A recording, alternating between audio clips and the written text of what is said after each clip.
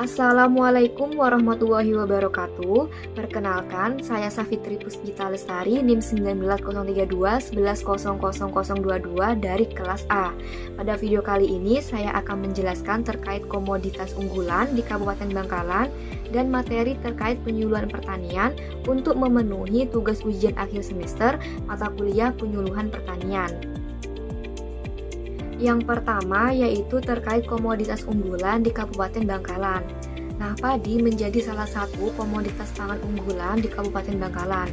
Kabupaten Bangkalan ini memiliki ketersediaan lahan tanaman padi seluas 35.877 hektar, di mana sejak tahun 2007 hingga tahun 2017, produksi padi yang dihasilkan oleh Kabupaten Bangkalan berada di posisi tertinggi di Madura. Produksi padi yang dihasilkan ini berfluktuasi, tetapi Kabupaten Bangkalan tetap menjadi penyumbang terbesar di Pulau Madura dengan jumlah pada tahun 2017 mencapai 331,675 ton berdasarkan dari data Badan Pusat Statistik Provinsi Jawa Timur tahun 2018. Berikutnya yaitu faktor pendukung usaha tani padi di Kabupaten Bangkalan. Yang pertama yaitu di Kabupaten Bangkalan ini lahan yang dominan adalah tegalan, di mana mencapai 51.011,4 hektar atau 39,9%, dan sawah mencapai 34.676,6 hektar atau 26,58%. Nah, lahan yang sesuai untuk tanaman padi seluas 16.352 atau 12,52%, dan lahan yang sangat sesuai untuk tanaman padi seluas 22.074 hektar atau 16,9%. Yang kedua yaitu di Kabupaten Bangkalan ini memiliki jenis tanah kompleks mediteran, grumosol, regosol, dan litrosol yang mencapai 32.357,2 hektar atau 24,8%, di mana jenis tanah ini mendukung dalam budidaya padi. Yang ketiga yaitu jika ditinjau dari aspek topografi, Kabupaten Bangkalan ini berada di ketinggian antara 2-100 mdpl dengan suhu berkisar antara 22-33 derajat Celcius dan curah hujan tahunan berkisar antara 1.200-1.800 mm per tahun. Hal ini tentunya sangat mendukung dalam usaha tani padi. Berikutnya yaitu permasalahan pada komoditas padi di Kabupaten Bangkalan. Permasalahan pada komoditas padi di Kabupaten Bangkalan yaitu petani belum optimal dalam melakukan pengendalian terhadap serangan hama dan penyakit pada tanaman padi, serta produktivitas padi menurun karena secara teknis petani belum berproduksi secara efisien. Berdasarkan permasalahan yang ada, maka materi penyuluhan pertanian yang dapat disampaikan yaitu pengendalian hama dan penyakit serta peningkatan produktivitas padi di Kabupaten Bangkalan.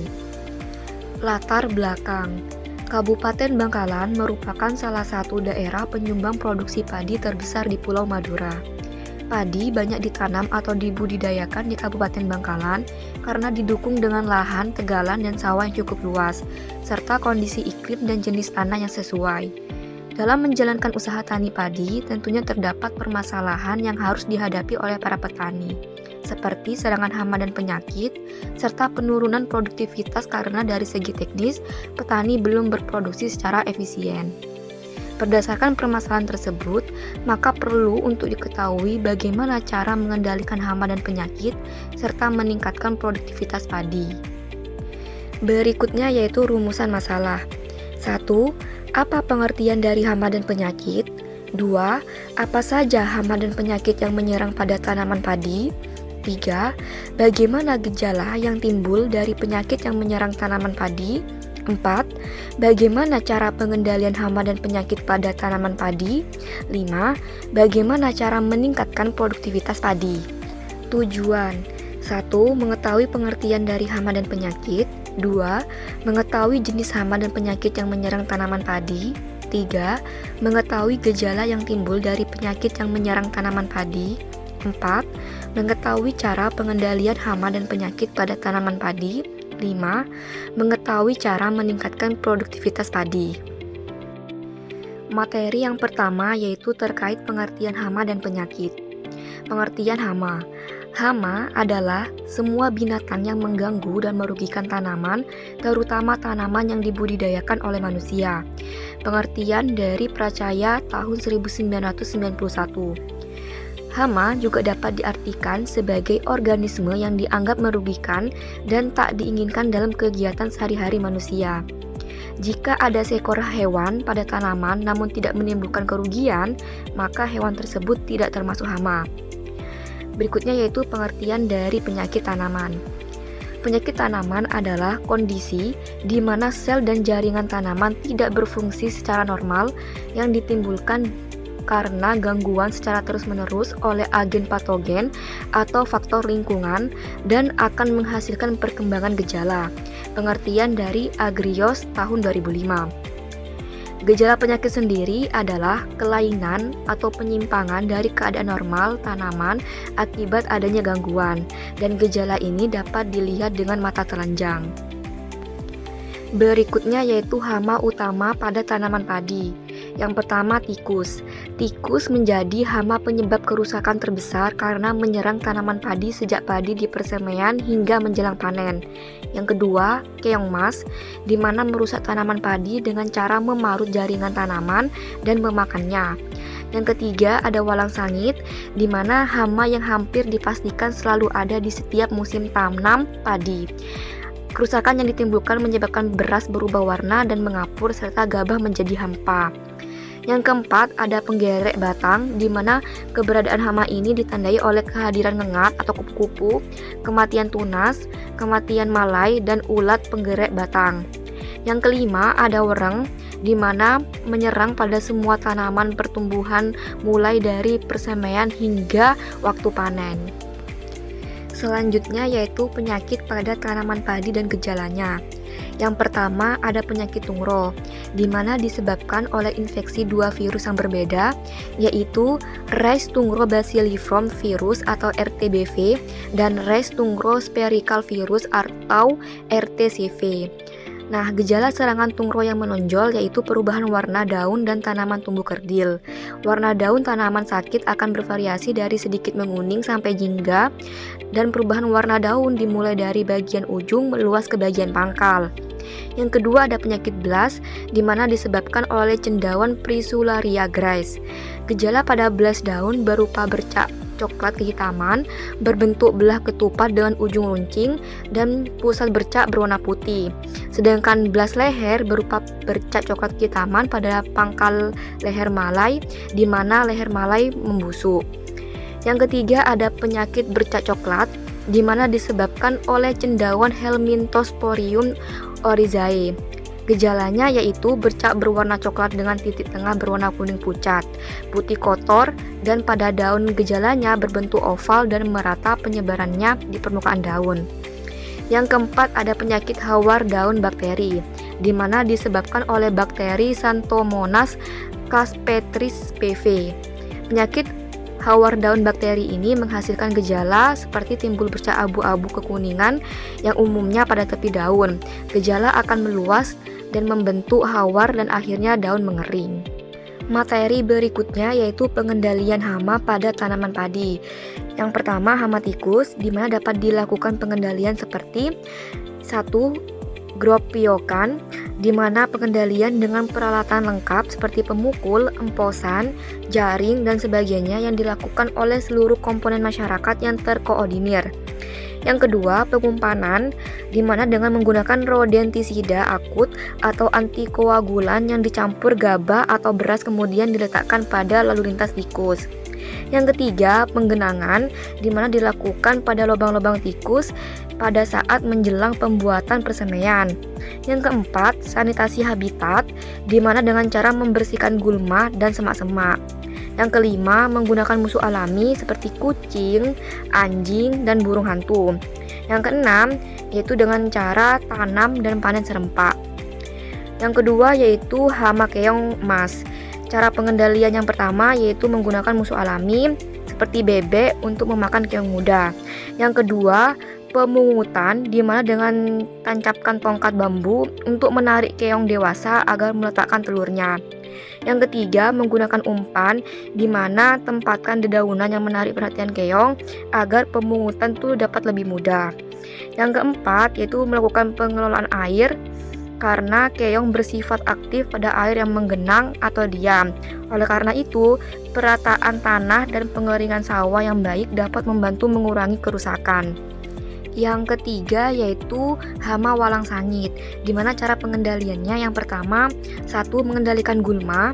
Yang kedua, meratakan lahan dengan baik dan memupuk tanaman secara merata agar tanaman dapat tumbuh seragam. Yang ketiga, mengumpan walang sangit dengan ikan yang sudah busuk, daging yang sudah rusak, atau dengan kotoran ayam. Yang keempat, menggunakan insektisida jika diperlukan.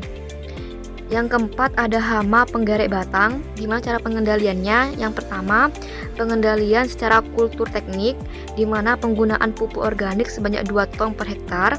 2, menggunakan musuh alami seperti belalang, laba-laba, capung, burung. Yang ketiga, penggunaan feromon, di mana penggunaan feromon ini dapat mengurangi serangan batang putih secara nyata. Dan yang keempat, menggunakan insektisida jika diperlukan. Dan hama yang terakhir yaitu hama wereng, di mana cara pengendaliannya yang pertama, melakukan penanaman serempak, di mana dapat mencegah terjadinya tumpang tindih populasi antar generasi. Yang kedua, melakukan pergiliran tanaman, di mana untuk memutuskan siklus hidup hama. Yang ketiga, menggunakan musuh alami seperti laba-laba dan kepik. Yang keempat, menggunakan pestisida apabila cara-cara yang lain sudah tidak memungkinkan lagi dan populasi dari wereng ini sudah mencapai di atas ambang ekonomi. Selanjutnya yaitu cara pengendalian penyakit pada tanaman padi.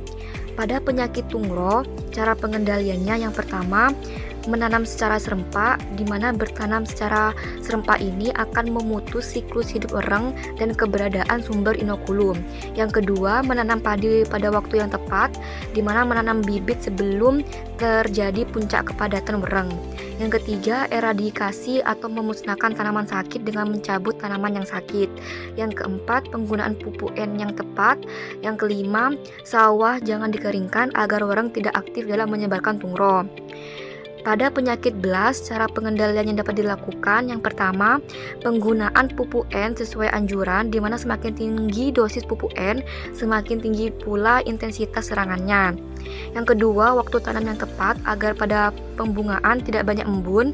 Yang ketiga, perlakuan benih, di mana dilakukan dengan penggunaan fungisida sistematik.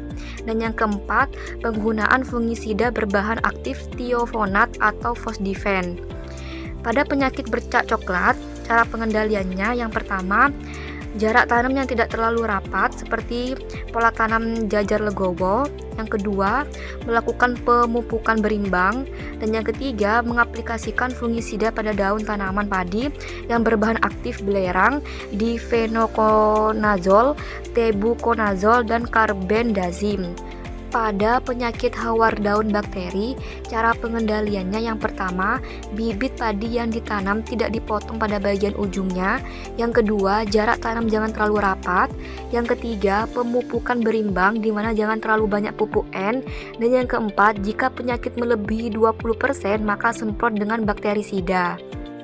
Selanjutnya yaitu cara meningkatkan produktivitas padi.